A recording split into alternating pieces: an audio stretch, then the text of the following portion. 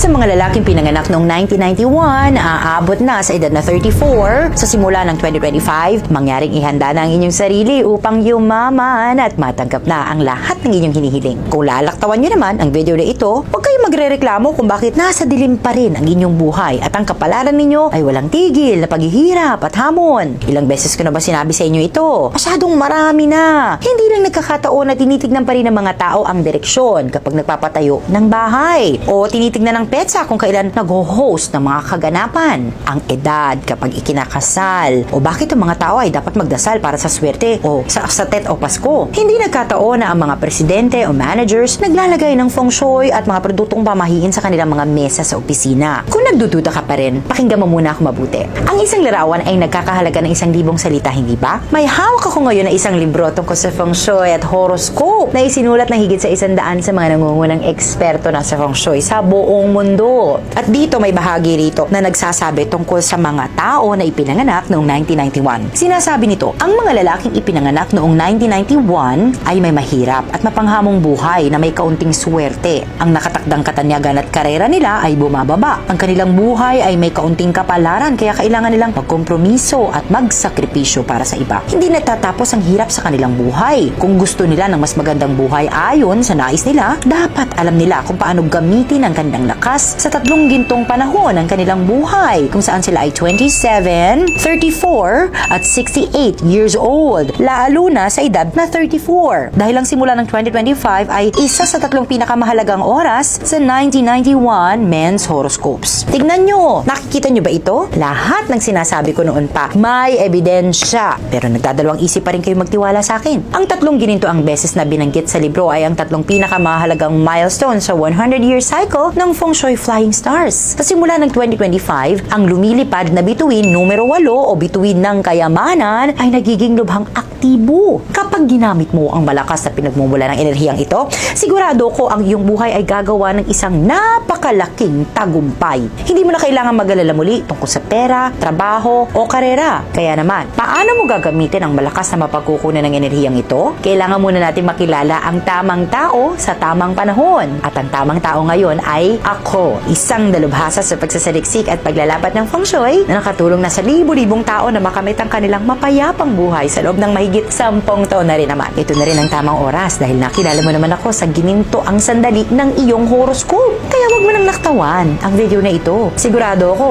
magpapasalamat ka pa sa iyong sarili sa panonood ng aking video ngayon. Alam nyo, napakaswerte naman ng mga lalaking 1991 dahil tugma ang kapalaran ninyo sa alindog ng Pikshu. Ito ay isang anting-anting na para sa kalalakihang 1991. Ang Pikshu ay may matalas na mga matang tumutulong sa iyo na mabilis na makilala ang mga pagkakataong makakapagpabago ng iyong buhay. Ang kapangyarihan at katapangan ng Pikshu ay magdadala sa mga lalaking 1991 ng magandang enerhiya na gagawin kayong malakas at tiyak sa bawat pagkakataon. Sa pag-ukit ng Pikshu mula sa mga feng shui quartz stones, ito ay nagiging isang perpektong anting-anting para umunlad ang inyong karera, maging masagana ang inyong pananalapi at matupad na ang inyong kaligayahan. Kapag dinadala ito sa tabi mo, makakatulong ito sa iyo na maakit mo ang lahat ng pinakamahusay na enerhiya mula sa lumilipad na bituin ng kayamanan at itataboy rin ito ang masasamang espiritu. Magiging conscious ka at magiging matalino pa sa paggawa ng mahalagang desisyon sa iyong buhay.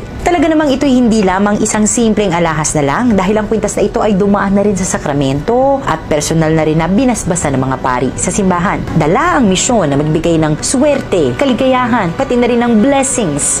Ang kwintas na ito ay tutulong sa may-ari nito na mapanatili at maakit ang mahalagang enerhiya mula sa lumilipad na bituin numero 8 at ang mga pagpapala mula sa Diyos. Ang Diyos ay lagi mo na makakasama upang protektahan at suportahan ka. Mas tataas na ang sahod at bonus ng mga empleyado, uunlad na rin ang mga negosyante sa kanilang karera. Ang paglalapat ng Pikshu sa mga kalalakihang 1991 ay magbibigay sa kanila ng tagumpay sa lahat ng bagay na parabang sinusuportahan na rin sila ng mga maharlika. Lalo na sa gininto ang panahong ito dahil ang epekto nito dadami ng 300 beses pa. Ito'y isang napakalaking pagkakataon para sa iyo na magkaroon na ng masayang buhay, maunlad na kayamanan at magandang karera. pera. Sa araw-araw, nakakatanggap ako ng daang-daang pasasalamat na mula sa aming mga customers. Binili nila ang kwinta sa aking institusyon mula pa noong ikalawang gintong sandali ng kanilang buhay. At wow, talagang kamanghamanghang nangyayari. Pagkatapos bilhin ito, tumataas kaagad ang sweldo nila. Para sa ilan, tumatagal ng mas maraming oras, may inaabot ng 3 buwan pero nakakakuha pa rin sila ng promosyon sa trabaho. Pagkatapos ng 6 na buwan,